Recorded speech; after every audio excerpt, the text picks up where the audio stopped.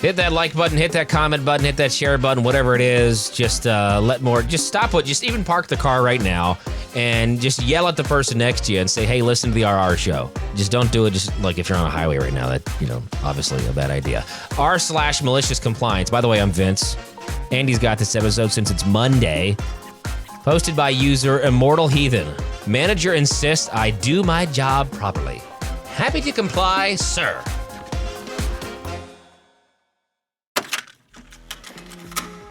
In early 2020, I was hired under the title Assistant Manager at a local automotive shop. We mainly sold tyres and alloy wheels for passenger vehicles. The company owned several stores. I reported directly to my manager, who then reported to the owner of the company. Shortly after I was hired, I noticed the behaviour of the manager was far from professional. He would constantly mock and berate me for being the new guy. I believe part of this was jealousy and insecurity on his part, as I ended up recording more sales under my name within the first few months. He would also knock off work early and start drinking beer whilst the rest of us continued to work. I remember how when he found out that I participated in MMA training sessions after work, he tried to goad me into a fight for his own amusement. Clearly, this guy didn't like me, and I was starting to get the feeling that he was trying to get me to snap or lose my cool, and as a result, my employment. I became even more certain of that with what happened next. During the few months that I had worked there, I'd noticed that our takings for the day and sales records did not match. I'd often spend half an hour to an hour after work trying to figure out where the errors were coming from, whilst the manager would simply throw his hands into the air and exclaim that he had no idea how this was happening. The recurring issue seemed to be that our cash takings had been recorded incorrectly. There would sometimes be an excess amount of cash that didn't match up to what was recorded on our sales and invoicing software. Other times, there would be less. I was at the time an accounting student studying towards my bachelor's degree. I was always suspicious of the cash being out each day. However, given how the manager had been treating me up to this point, I was concerned that any complaint would somehow be twisted and used against me. And oh boy, was I right. Several weeks later, my manager took some time off. And during this time, I managed a personal record in store sales and also noticed something interesting. The cash was never out at the end of each shift.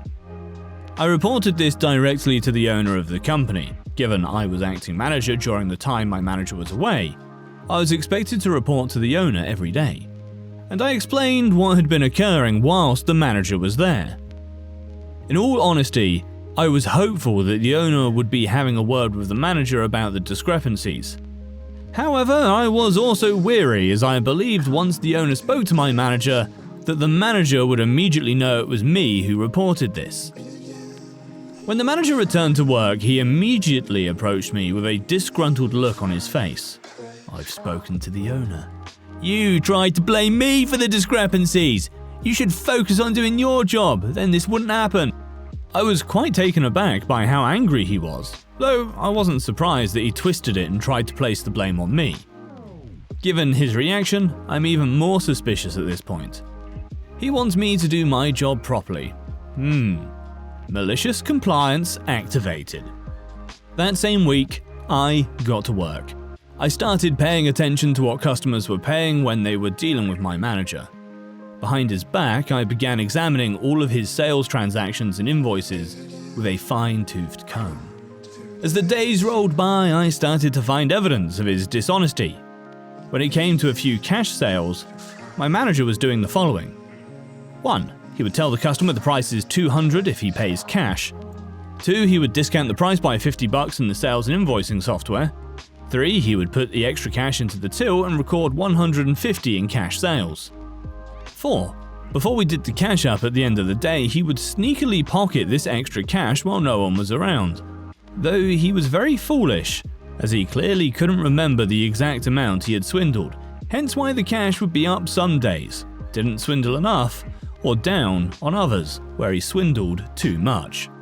I took screenshots of the discounts he'd been giving on sales and sent them to the business owner along with a report. A report with a detailed description of my findings. The report also showed that on all days he wasn't there for the cash count, there was no variance. When he was there, well, the owner was infuriated. This man had been his trusted employee for years. The owner was so infuriated, in fact, that he ordered my manager to do a mandatory drug test, pee in a cup style, on the same day he found out. And no surprise, he failed. Turns out the manager had quite the meth habit. This was most likely his sole motive for stealing cash, and the owner was beside himself. We operate machinery every day in this store, and so the thought of a manager walking around high as a kite wouldn't sit well with the health and safety professionals. In fact, it could have landed the owner in serious legal trouble if any accident or injury occurred under this manager's watch. The manager was terminated immediately for violation of his contract and was later taken to court by the owner in an attempt to recover the stolen funds. Safe to say, I was promoted to store manager position shortly after his termination. Next, we have a story in 2 parts. From Whip Solo, You Never Had Your Car. This past Sunday, I decided to take a track day at a regionally known drag strip during a no-prep event. If you're not from the car scene, just Google what no-prep drag racing is for a full understanding. My partner and I took 2 pickup trucks with 2 two-car trailers, with 3 cars in them along with tools, spare wheels, tyres, etc. I brought my 1996 Honda Civic hatchback, which without going full car nerd has an engine swap and a lot of work done. It's quite fast for a Honda, but really just a toy. I also brought my Nissan Laurel, which is imported from Japan and was never sold in the United States. The car's primarily a drift car, but within 30 minutes of work it can be changed over to a drag setup. My buddy brought his Mitsubishi Eclipse GSX. We were running all day, making small wages with those at the track, and together we were just over 20k on the day from wages. Around 8 PM, with the track closing at 9 PM, I had the douchiest of chads approach me and engage in the typical smack talk about how my cars are slow and how incredible his car is and yada yada yada. After being goaded numerous times, declining a 10k race and really just trying to pack up for the day, this dickhead decided to insult my wife in a rather derogatory and misogynistic way. The comments were both disgusting and about how a woman doesn't belong on a racetrack. I thought for a second before responding. Then I said to our entitled prick, "Since women don't belong on a racetrack, why don't you race her in the Laurel?" He said it would be an easy 10k for him. Oh no. If you're racing her, it's gonna be for titles. He said hell yeah, he'll take the car. We shook hands, pulled out the paperwork, and found a track official to hold both sets of paperwork before getting ready for the run. One single quarter-mile race for both cars. The tree turned green, and they blew off the line. The prick pulled slightly ahead out of the gate, and you could just feel the misogynistic comments he was saying to himself as he flew down the track. About halfway down the track, wife caught up to him and passed him, finishing the race with enough room to parallel park an F-250 between them. Wife pulls back into our stall, smiling and laughing, excited over her win as it was only her 3rd pass on the track for the day. I went to the staff member to collect paperwork without a problem, and then went over to the prick stall to collect our car. As we turned the corner into the stall, the prick yelled, "Fuck no, I'm not giving a car to a woman! She got lucky, 2 out of 3, fuck this!" etc. All of the prick's friends were laughing at him and making the you got beat by a girl jokes that were popular in middle school. I noticed the keys were still in the car, so I quickly reached into the car and snatched them. After grabbing the keys, I was sucker punched by the prick. I did defend myself. I didn't engage in a full-on brawl, I merely defended myself after giving it one good swing. Track officials separated us and the prick starts screaming to staff that I was trying to steal his car and saying he was going to call the police. You see, in my state, all bets are legal at the track, as it's no different than betting on a horse. Taxes are paid on the bet. In the event of a slip race, taxes are paid on the vehicle through the DMV. The prick's threat to the police held no power. The prick continued to scream for another 15 minutes, not letting anyone else get a word in. Finally, the owner of the track came by and ordered the prick off the property, or he would call the police for trespass order. The owner also informed the prick that he was banned from the track for the rest of the year. We returned to our stall with the keys in hand and waited for the prick to leave. Having no choice, the prick left without the car. This morning, I was served with a $100,000 lawsuit from the prick. Turns out the prick had taken a $100 loan to build his race car and still owes almost all of it. According to his suit, the loan was taken in July of last year. The prick not only lost the race fair and square, which he knowingly bet his car on, but decided to litigate against me, not the wife. I can only assume this is due to the prick's blind rage and misogyny. Before anyone asks, the prick lost a '69 Pontiac GTO with a specialty engine in it from Texas Speed, and a whole lot of other engine upgrades. The engine alone retails for $45,000. Checking the prices of a stock '69 GTO, they seem to go between $60 and $70K, so I'd assume this car is worth $75 to $80K. This prick is gonna be a gigantic headache, I can already tell.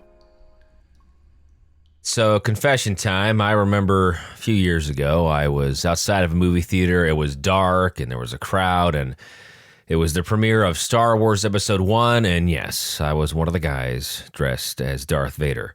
So going to the movies for me, it's a fun experience. I have a lot of great memories doing it.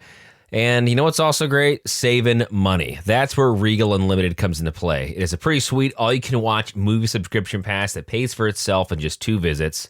You get any standard 2D movie anytime, no blackout dates or restrictions. And if you want a premium format like IMAX, you get it at a reduced cost. You also get concessions, the non-alcoholic kind, like popcorn, 10% off.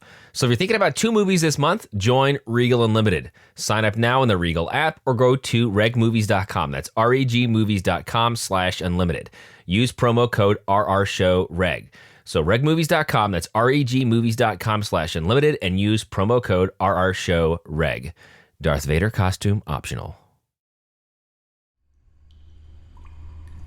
So, swiftly moving on to part 2.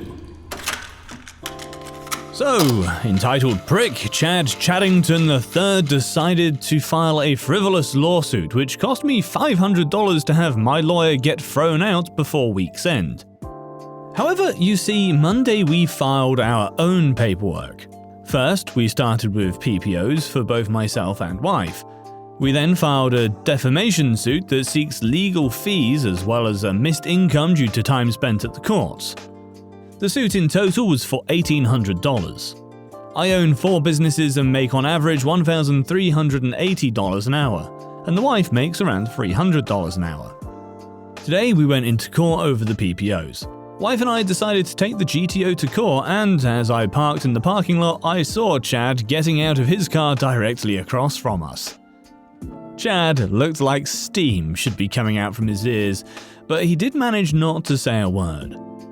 After about 17 minutes, the court called our cases for the PPOs. Chad wanted a hearing. Through the hearing, the whole story was told, and the judge was very interested in Chad's physical aggression and threats. Chad also brought up the fact that the courts threw out his lawsuit for theft and stated he's going to lose his house because he cannot get justice. The judge called for a recess and returned 15 minutes later with the now dismissed lawsuit filed by Chad. According to Chad's lawsuit, he was forced into the bet via threats of violence. After about 15 minutes of Chad explaining how he was in fear for his life as I threatened him repeatedly, it was now my attorney's turn to speak. You see, on all of my cars, except the Honda, not only do we have dash cams, but I have Black View systems which record inside and outside audio, along with 270 degrees around the car and the interior. We had this footage available in court. The footage directly contradicted Chad's sob story. After the video finished playing, the judge ruled for 3 years PPO, restraining order against Chad for both myself and my wife, a $5,000 settlement, and he found Chad in contempt of court for perjuring himself. Chad was sentenced to 7 days in county lockup and a $3,000 fine for his lies. Our next story is from a deleted user. Bad boyfriend takes the walk of ultimate shame. From a good friend who lives in South America. Not my story, hers. This happened about 16 years ago. My friend, let's call her Maria, has been dating a guy called Oscar for 2.5 years or so, when she found out on the grapevine, if you live in a small town you'll understand, that Oscar betrayed her. He'd been to a party, got a girl drunk, and slept with her. News of his actions had spread as gossip does. The worst part of it was that it seemed it wasn't the first time this had happened by a long shot. Well, Maria heard and plotted revenge. She invited him to her flat for a special afternoon of fun with her and her friend Vanessa.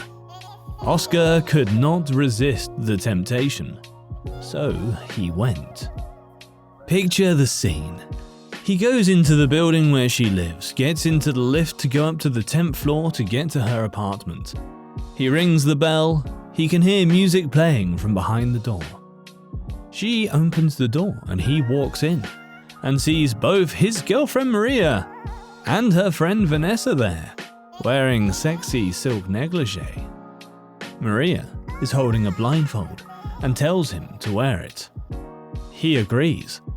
She puts it on him and tells him to strip naked. While he was busy, Vanessa put her clothes back on, walked out of the apartment, leaving a doorstop to keep the door open, and called the lift.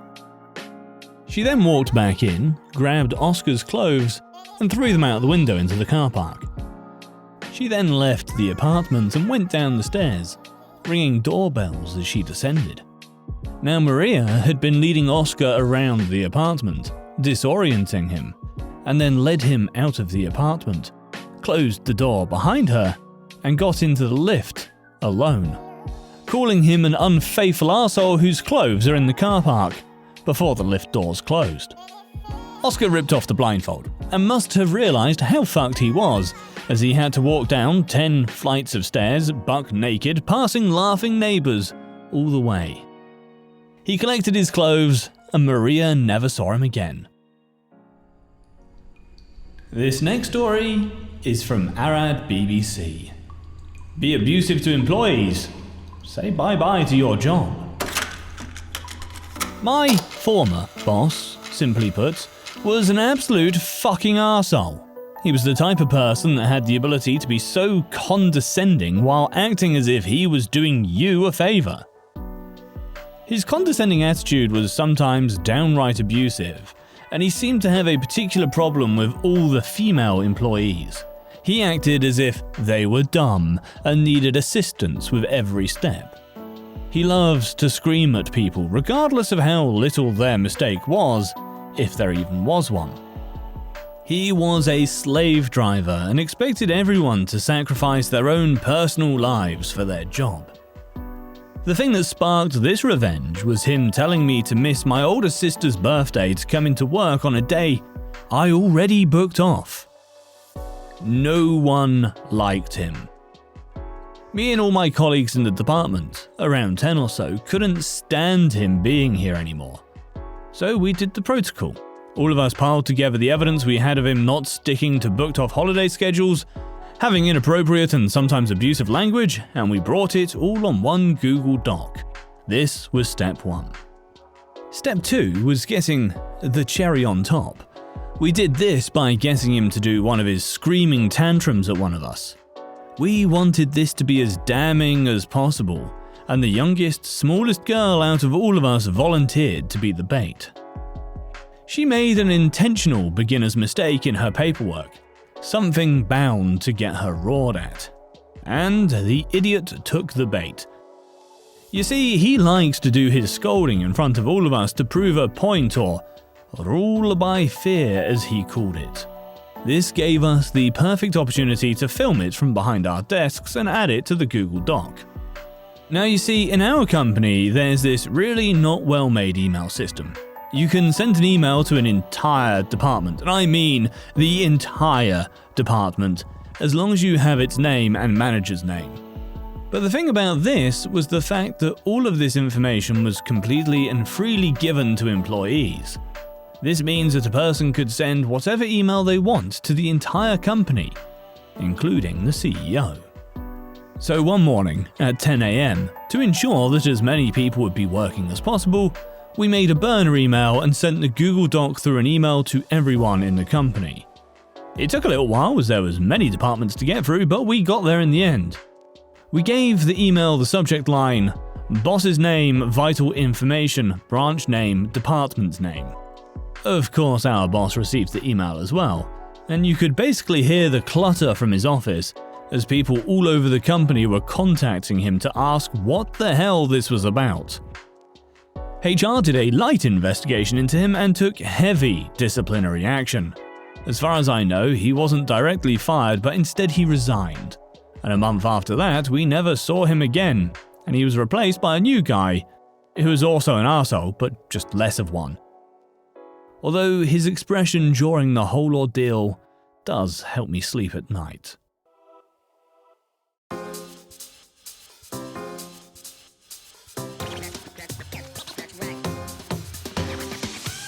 We really appreciate you being with us on today's show. The RR Show is a production of Evergreen Podcast and Wessler Media. Now, if you'd be so kind, follow or subscribe to the show if you haven't already. And if you also haven't done already, please leave us a very nice 5-star review. Thanks, Mom. Also, for more, you can visit rrshow.com. That's rrshow.com. I'm your host, Vince. My producer, Kevin, thank you. We'll see you next time.